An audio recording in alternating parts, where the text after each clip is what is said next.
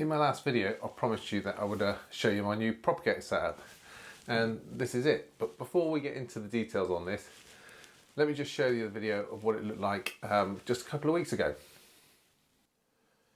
For those of you that watched the microgreens video, you'll know I set up a Propagator in a box in the garage. Well, luckily, this corner became free and this shelving unit became free.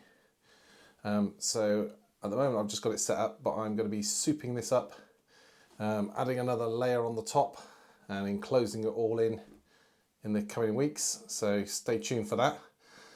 Currently we've got some of our salad greens in the back there, and here we've got some dahlias and some basil, and down the bottom here we've got our peppers that need potting on. So a quick look at those. They're looking pretty good and a little bit leggy, starting to get a little bit leggy there. So we'll pot them on and see how they do. So here we are. This base I've just made out of, if you remember back to my video when I was making raised beds, I had that pro forma that I was using to actually get the sizes right.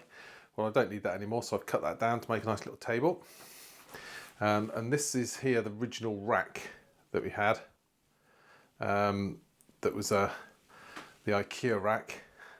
And then what I've done is I've hired up this light at the top here, put some extension bars on from down here, some angle bars on there, and then we've covered it all round in some polycarbonate sheets. And we have our lighting set up with our LED lights. This is our basil that was from a few weeks ago. These are the dahlias and the peppers down there, and then there's a few more peppers down the back there. So we've got heat mats on this bottom one, a little bit of a polystyrene foam board just to keep the heat off the metal rack, to keep the heat in. Another heat mat here, and then this is a slightly higher shelf at the top. And then up the side here, you see that we have on each one of these layers, we have our fans, and these are all controlled by a variable fan control here. So we can simulate anything from a light breeze all the way up. Interestingly, it looks like they're spinning really slowly here. They're actually spinning quite fast. It's just the camera shutter angle is capturing it. So we can go anywhere from a light breeze all the way